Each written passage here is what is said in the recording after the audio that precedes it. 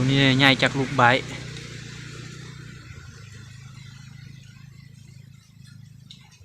นี่ทุกคนสีแห่แล้วนอนเขาไก่เนี่ยแต่ว่าตัวนั้นคุ้นกว่านี่ขาเขาไปใส่กรงใหญ่มากเลยหางมันก็ป่งยาวเลยสังเกตเบื้องหางกราบสบายดีFCเมื่อทุกคนเนาะมื่อนี้เอานกตอกตากแดดทุกคนพายุเขาจุดฮอดวันที่24พุ่นเนาะพายุเขานะเดี๋ยวนกต่อมาตากแดดแต่ว่าพังเสียงพัดลมนะมาเป็นละลอกนะความแห้งนะพุ่น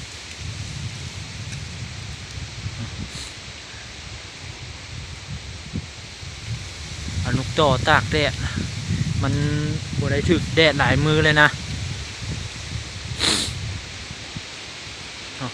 ฟังเสียงพัดลมความแห้ง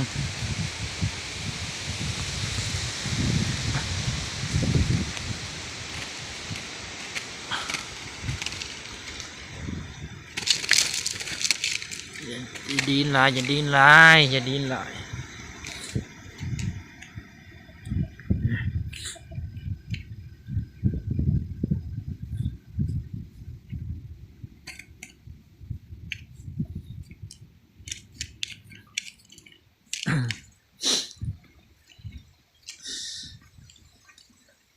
เริ่มเปิกดิดีนลาย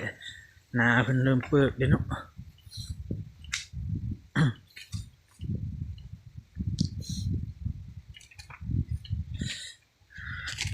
พูดแหละทุกคน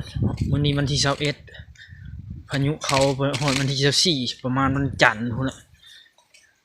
มาแต่เวียดบอกพายุเขามาแต่เวียดเนาะ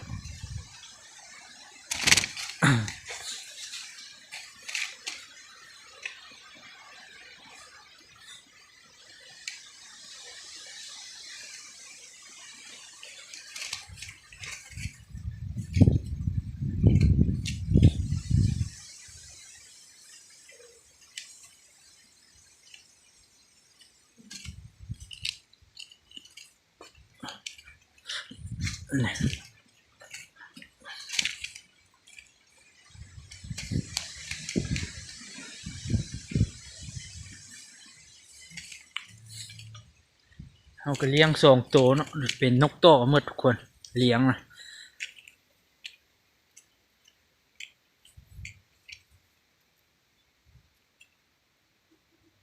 ตัวนี้ใหญ่จากลูกไบตัวนี้ก็คุณประมาณ70หรือว่า60%เนาะคุณเนาะแค่นกป่าเอานกแก่ป่าเลยนี่มันสิแห่กว่านี้เนาะอันนี้เป็นลูกไบ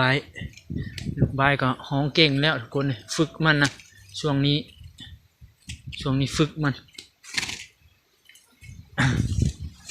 ฝึกอันนั้นฝึกให้มันลึงกงต่อเวลาเขาเอาไปต่อมันจึงบ่ยาก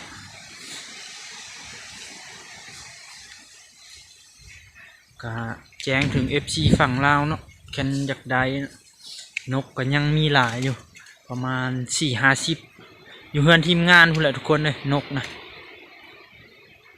ยังประมาณ4-50นี่แหละขายออกแน่แล้ว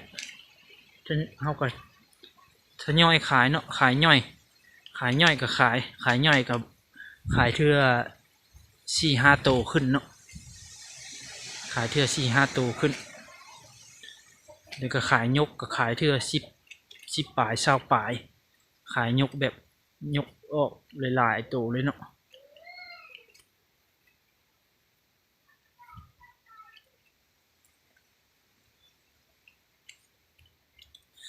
อันนี้ก็แดดออกอยู่ได้มือนี่แต่ว่าลมแห้งพอแดดแดดอยู่ทุกคนเลยแต่ว่าแนวพายุเขาเนาะแต่มันบุฝนมื้อนี้มันบุฝนแต่ว่าพายุเข้า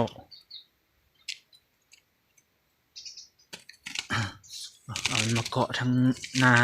าฮานเขาเนาะมันมี2 โต๊ะนกเขาทั้งหมดก็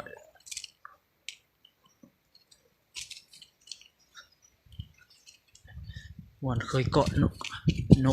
เก่าแถวเลย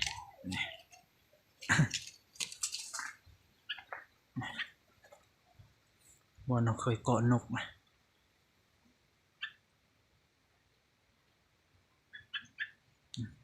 เห็นเดียวเลยแรกๆเดียวตัวหนึ่งอยู่แจ๋ฮะทุกคนเลย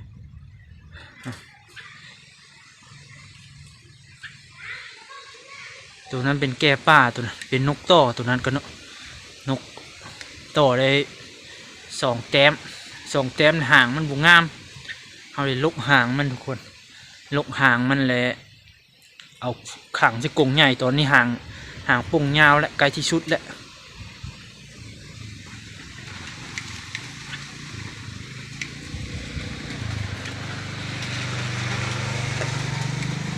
ตัวนี้ใหญ่จากลูกไบ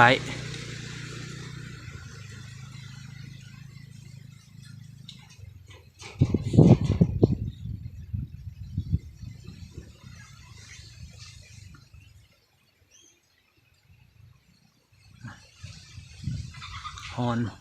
จะอ่อนหอนมันจุกมันยาวดีตัวนี้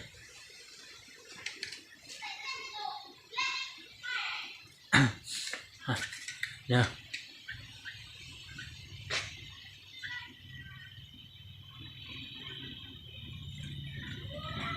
เราจะให้มาเบิ่งตัวนี้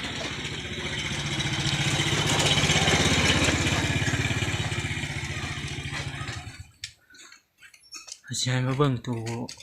นี่เห็นบอกแกป่ามันสีแห่แบบนี้ทุกคนสีแห่แล้วนอนเขาไก่นี่แต่ว่าตัวนั้นคุ้นกว่านี้ขาเขาไปใส่กรงใหญ่มากเลยหางมันก็ป่งยาวเลยสังเกตเบื้องหางตอนนั้นผมมีหางจักเส้นเดี๋ยวมีหางยาวแล้ว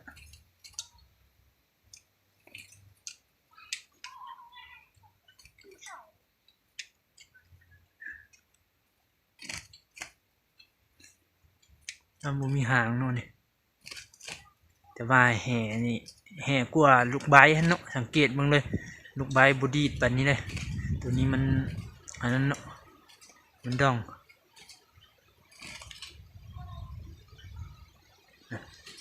ขนปีกมันเบื้องนี่ก็ถึงแมวจกมาเงิงเป็นหันอยู่เงิงอยู่เนาะ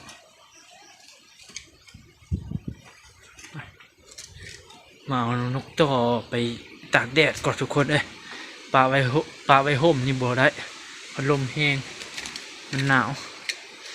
เอามากากแดด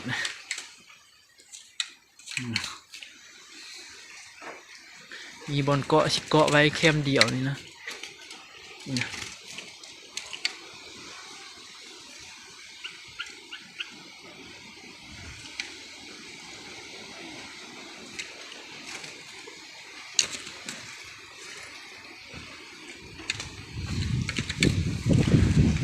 โอ้เย็นจะลมเลย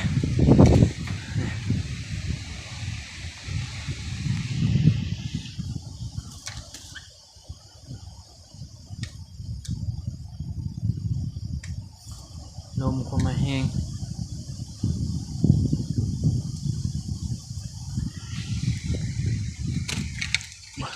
เอาเกาะวางถึกแดดเอาวางนี่ถึกแดดอยู่ถึกแดดอยู่ทุกคนเลยสังเกตเบิ่งเนาะลูกใบมันชิบออันนั้นเนาะดองคือตัวนั้นเนาะตัวนั้นมันชิดองแห้งกว่าตัวนี้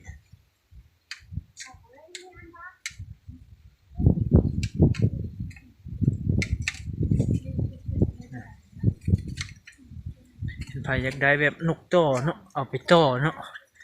เอากับชิแบ่งให้แบ่งตัวนี้แหละเดี๋ยวก่อนแบ่งตัวแก่ป่านี่เนาะนี่นกแก่ป่านี่ให้แต่ว่าเอาแห่อยู่แต่ว่ากับผลงานก็หาก็ได้2 แต้มเนาะได้ละ2 แต้มเนาะ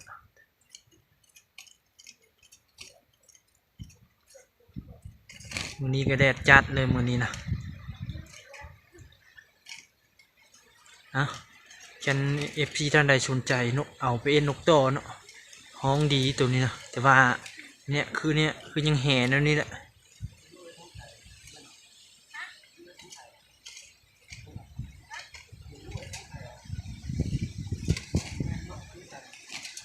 เนาะทุกคน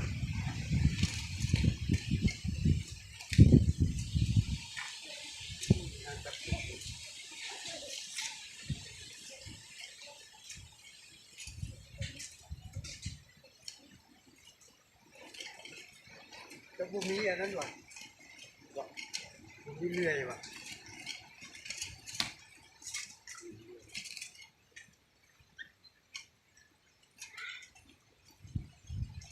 เขามาถามยืนเรื่อยเนาะทุกคนเนาะเอาโอเคเนาะทุกคนคลิปนี้ก็จบลงเพียงเท่านี้ฝาก FC ทุกคนเข้ามากดไลค์กดแชร์เนี่ยเนาะเจอกันคลิปหน้าเด้อทุกคนใครอยากได้นกต่อแบ่งนกต่อเนาะคลิปนี้สนใจก็ติดต่อมาเนาะ